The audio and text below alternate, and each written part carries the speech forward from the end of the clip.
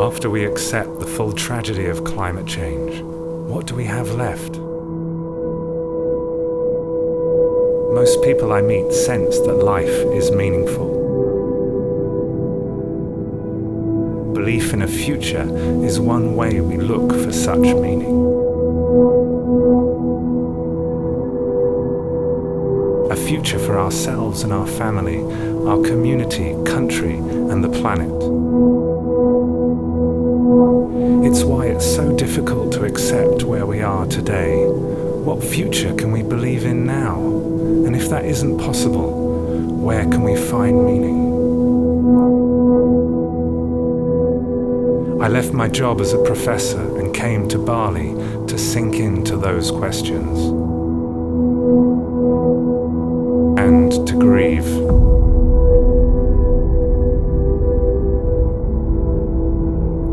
I grieved for my lost years, lost to compromise. I grieved the loss of my identity.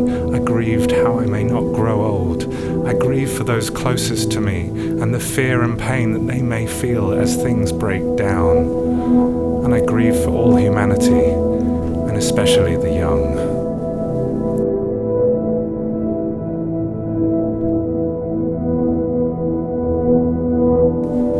Within this despair, something else happened.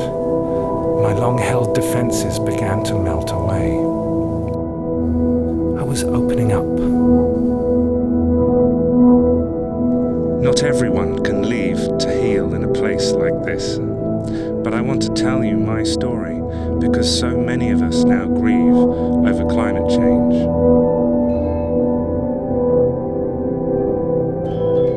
Most Balinese seem so at ease with their life. In the temples in every household, children play at the symbolic graves of their grandparents. That's not like our modern societies, where we seem to hide death away. Could feeling the impermanence of everything be an invitation to experience life more fully? I was drawn to connect more to myself, to others, and to nature. Breathwork, dance, fasting, improv theatre, chanting, circling, and guided meditations. I was opening to beauty and spontaneity, to connect without expectation, to create without certainty, and to welcome what's transcendent into my life. I see now that love can be the anchor during waves of anxiety, sadness, and grief. I was reminded of how my friend with terminal cancer experiences more gratitude and wonder, and how our last meeting was more beautiful due to the ending ahead. Awareness of the finite amount of time we have on this earth gives more power to the choices we make. Your own path for grieving an environmental and societal breakdown may not be like mine, but there is a path and it leads beyond despair. So what of our future? My vision is of a world where more of us are open to curious, kind and joyful connection with all life. My hope is we will discuss ideas without a want to prove ourselves right, because there will be tough decisions ahead, but we can make universal love our compass as we enter an entirely new physical and psychological terrain. To let myself go, to let myself flow, is the only way of being. There's no use telling me, there's no use taking a step back from me. And so I was ready to engage with my profession again, but with a faith to express my truth, however difficult. Opening a conference at the United Nations, there really was only one thing for me to say. We now know that many self-reinforcing feedbacks have begun to further warm our planet, threatening to take the future out of our hands. So if we don't wake up from our delusions of what is really pragmatic and appropriate, then shame on us. It's our intention for creating things that needs to more often arise out of love for each other and for creation. The technology we really seek now is love. Feeling our pain at the ongoing destruction of life, we may find relief in the idea of a divine force beyond this time and place.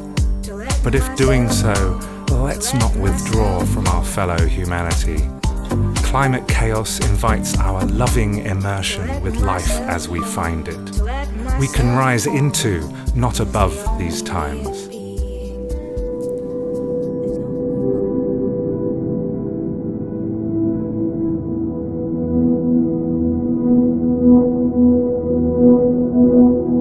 The Earth is not a big rock infested with living organisms,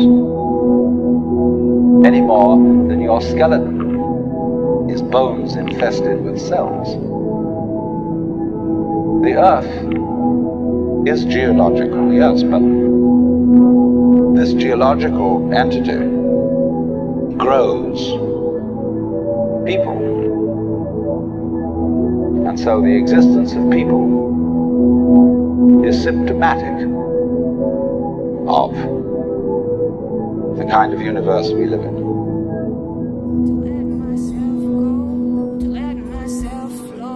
We may grieve the loss of life and feel despair or anger at how this happened. But whenever it comes, human extinction would not be the end of consciousness or the cosmic story. There is no way to escape despair, but there is a way through despair.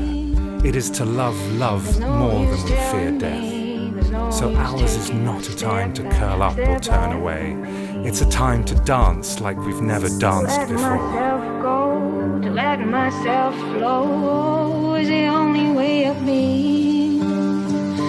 There's no use telling me, there's no use taking a step back.